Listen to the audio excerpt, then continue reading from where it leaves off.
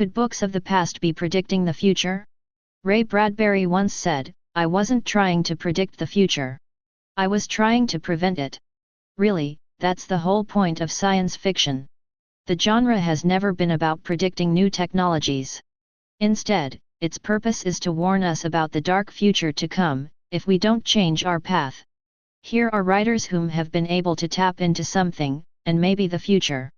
When The Twilight Zone first aired on TV, cosmetic surgery barely existed. It was only used for the absolute worst medical cases. The idea of someone getting their face restructured just for the sake of looking pretty still seemed outlandish to most people.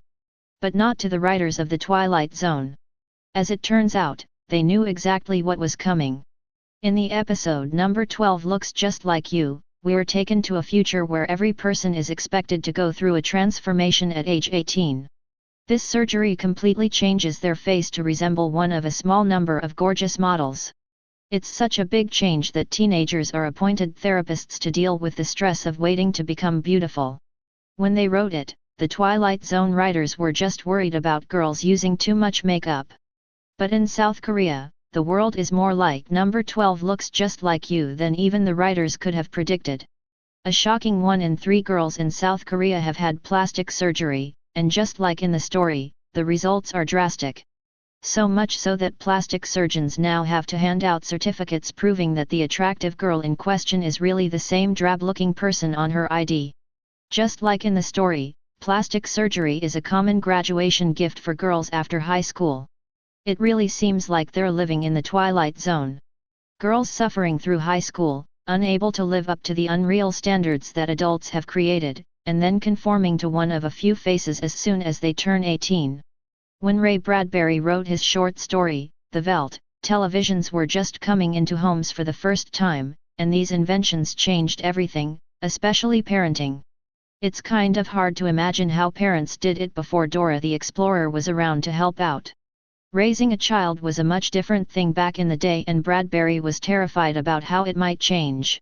In The Veldt, Bradbury writes about a family that uses a nursery, basically, an interactive TV to keep their kids entertained.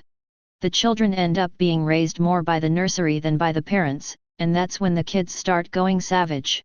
It gets so bad that, when the worried parents finally shut the nursery down, the kids murder them. Perhaps Bradbury's story sounds kind of far-fetched. How could TV make a kid murder his parents? Well, the thing is, it actually happened. The exact events of the story played out in real life. A 14-year-old boy named Noah Crooks was obsessed with video games, and just like in the story, his mother began to worry about how it was affecting him. His grades were going down, and he was becoming more and more prone to violence. And just like in the story, his mother decided to shut the video games down. Noah didn't take this well. He erupted in a fit of rage and murdered his own mother. Sure, Noah isn't exactly normal, but neither are the kids in the story. They're portrayed as an extreme symptom of a larger problem. Ray Bradbury wasn't saying everyone would murder their parents. Instead, he argued that children would lose enough parental guidance that it could possibly happen. And maybe Bradbury was right. Maybe TV and video games have really messed us up, but we're just so used to them that we don't even realize it. When it came out in 1909, the machine stops seemed like a bit of an overreaction. The telephone had just started to enter into people's homes, and E.M. Forster was already worried that society was somehow ruined. He imagined a ridiculous future where people would spend all their time indoors, sitting at machines, while sending short, pithy thoughts to thousands of friends they'd never met, and liking things as their main source of human interaction. Sure, this probably sounded paranoid in 1909. After all, it was just a telephone. But today, our reality is almost exactly like the world in The Machine Stops. The story's depiction of long-distance interactions is eerily similar to social media.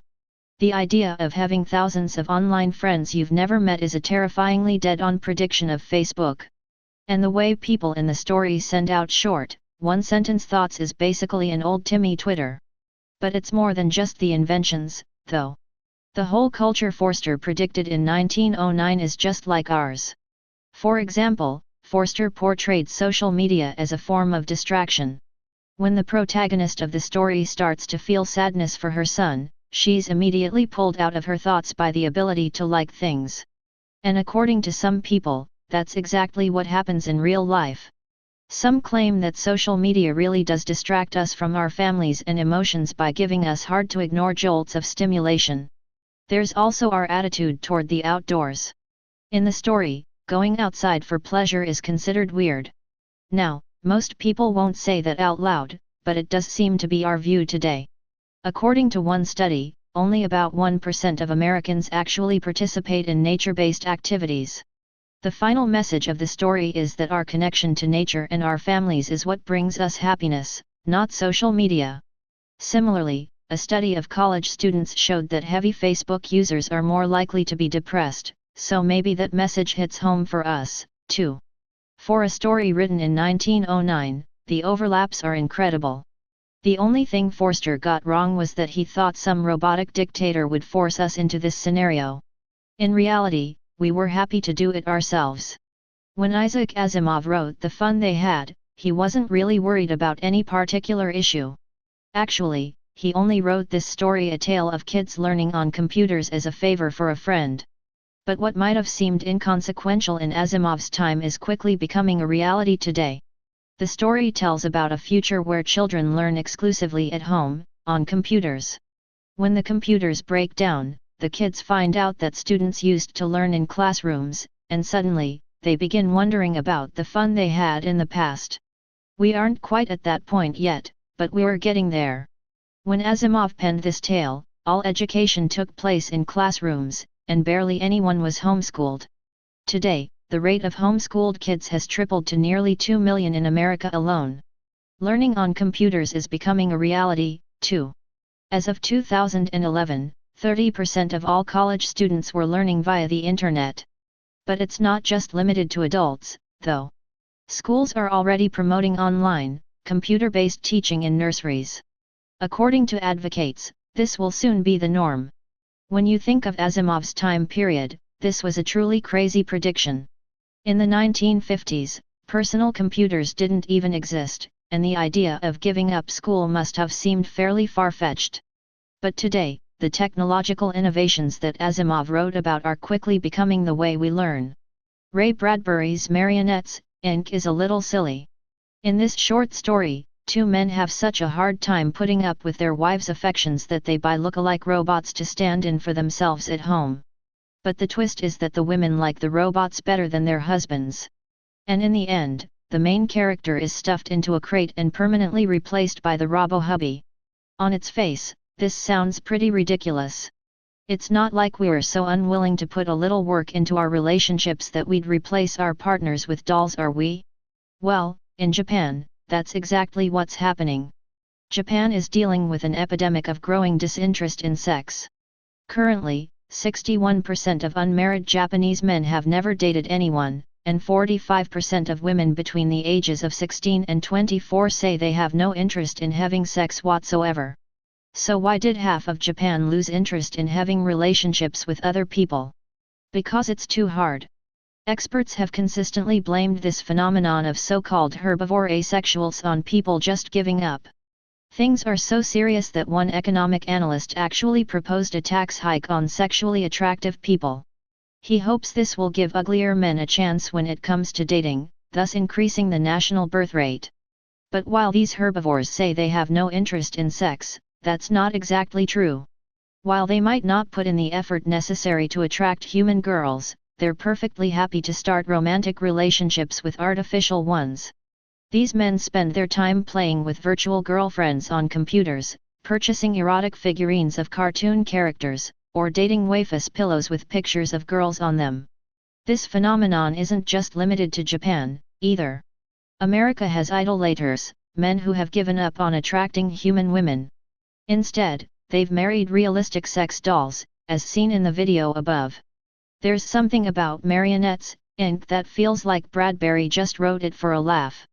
But weirdly enough, we're suddenly living in a world where lifelike dolls really are creeping into our bedrooms. In 1964, Rod Serling wrote a Twilight Zone episode that ended with one of its trademark twists. The episode focuses on Wallace V. Whipple, a man who fires the employees at his manufacturing company and replaces them with robots.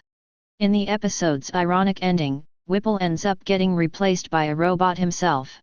Similar to many other Twilight Zone episodes, the brain center at Whipple's actually predicted the future.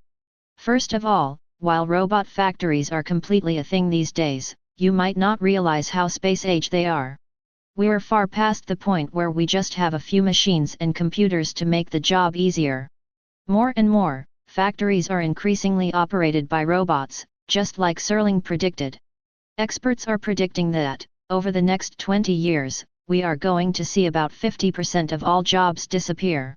But we're not just talking about factory jobs, and that's what's so spot on about the brain center at Whipple's. Just like Wallace v. Whipple, the managers who had us replaced are starting to be replaced by robots themselves. A computer program has been created and tested that not only chooses employees, but it actually seems to make better hiring decisions than humans do. When the program was put in charge of picking who to hire, its top choices stayed on the staff for an average of 29 days longer than the other applicants. So for those you at Amazon who are losing jobs to delivery drones, take a little comfort. The robots are coming for your boss, too. The world changed after America invented the atomic bomb. This terrifying weapon wreaked such destruction that it brought an end to World War II. It also gave us a world where America was a superpower, and nations carried enough weapons to destroy the planet, thus giving rise to the Cold War. And when that icy conflict ended, it left us in an era where the US patrols other countries, limiting their access to weapons of mass destruction in the name of peace. That's not a history lesson. That's a summary of Robert Heinlein's story Solution Unsatisfactory, written before the Manhattan Project even began. Heinlein wrote this story before the US had entered World War II. The plot was inspired according to Heinlein by an editor asking him to write a story about radioactive dust being used as a weapon. But the weird thing about Solution Unsatisfactory isn't that Heinlein got the atomic bomb right. In fact, he thought it would be more like a biological weapon. It's that he predicted the next 60 years of history almost perfectly. Like Heinlein guessed, the introduction of nuclear weaponry caused us to live in constant terror of imminent nuclear destruction. During the Cold War, children even watched edutainment videos on how to survive an apocalypse as part of a regular school curriculum. But Heinlein's story goes even further. He warns of a future when America would play the part of world police. In his story, America holds enough weapons to destroy the entire planet. It then uses them to create a peace patrol that forces everyone else to give up their militaries. It's almost exactly what's happening today, with America's current efforts to keep countries like Iran from becoming nuclear powers. Heinlein ends his story by warning that America probably won't be able to keep up its role as international peace officer, and the world will probably destroy itself. That should be a pretty troubling prediction, given how much of the future Heinlein actually got right. However, the only thing he didn't predict is how complacent we'd become to this dystopian life. Heinlein ended his story by writing, "I can't be happy in a world where any man, or group of men, has the power of death over you and me." And really, whether we talk about it or not, that's the world we live in right now. Only we've just learned to go on with it, to stop worrying and love the dystopia. If you want proof that our culture has become obsessed with nostalgia, just log on to BuzzFeed. You don't have to search hard to find an article with a title like "Only 90s Kids Will Remember This." The Twilight Zone warned us about this problem, too. The 1961 episode Static tells the story of a man in his late 50s who finds an old radio that only plays programs from his childhood. He becomes obsessed with the radio, and he won't do anything but listen to it. Soon, his friends become worried about his mental health, and they take his radio away. Does that sound familiar? The radio is basically Nickelodeon's TV station that only plays 90s shows, or any other retro TV station or website devoted to pop culture, for that matter. Basically, every aspect of our entertainment is obsessed with the past. Take movies, for example. Josh Kerp of Uproxx looked at the top 10 grossing movies for each year since 1990. He found that, out of every hit so far this decade, there are only 6 that aren't remakes or sequels. It seems we're perpetually revisiting our childhood, just like the man by the radio. And this might be more of an issue than we realize. Originally, nostalgia was a mental illness, not something we were supposed to take pride in. The word came about to describe a crippling longing for the past, which in turn leads to depression. These days, some worry that we are getting stuck in a rut because of our focus on the past, both artistically and culturally. Perhaps, like the man in the Twilight Zone episode, we're all sitting by a machine, playing back our past memories, and perhaps that's a problem. Fahrenheit 451 is about more than just burning books. It's about a culture that willingly gives up on its intellectualism and social connections, all thanks to TV. Sure, nobody is setting books on fire right now, but some other parts of the novel are eerily similar to our reality today. In the book, the hero's wife, Mildred, spends most of her time watching a parlor family on TV as they play out their ordinary lives. She seems more emotionally invested in these characters than she is in her own family. Mildred insists that she has an obligation to keep up with what they're doing, and she ignores her husband to focus on the show, even putting audible seashells in her ears to shut off the world around her. It's eerily close to modern reality TV shows, especially ones like The Kardashians. People today have a weirdly deep level of knowledge about that family. If you visit the right websites, you can find daily updates on everything the Kardashians are doing. Some people have, at least in a half-kidding tone, even admitted to knowing more about these socialites than their own families. Bradbury's audible seashells are real, too. Only today, they're in the form of earphones. That's more than just a technological prediction, though. These buds have changed society, just as Bradbury assumed they would. Headphones have been credited with changing the world of art by removing its social requirements. Where music was once a public art, people now have their own tastes because they listen to their iPods alone. And people often put on headphones as a way of saying, "Don't bother me. I want to be alone." So while we aren't burning books yet, it's probably because we'd have to gather with other people first. John Brunner's 1972 book, The Sheep Look Up, warns of a world ravaged by pollution. The people in the story use water filters to drink, and only the poorest risk drinking tap water. They wear masks when they go outside in order to survive the smog. And chemicals have absolutely devastated both water and land. If you live in China, this might just sound like a news report. Modern China has turned into the exact place Brunner described. People in China exclusively drink purchased water because it's unsafe to drink from the tap. Even the poor avoid tap water if possible, since major health problems can occur if you drink anything that comes out of a Chinese sink. And, yes, people wear masks outside. But things have gone even further than most people would expect. Air pollution in Beijing has recently reached what's being called doomsday levels, or the airpocalypse. Pollution there is 18 times higher than the safe level, making it an absolute necessity to don a mask. One of the most extreme cases of pollution can be found in the waters of Qingdao. Due to chemicals, the water has been overrun with so much green algae that it completely covers the surface. It's an absolute catastrophe with apocalyptic implications, but for the people in China, it's just everyday life. Because that's all you can do when you live in a dystopia. Just carry on. That book sitting on your coffee table or beside your bed, may be our future when you're done. Stay paranoid, my friends.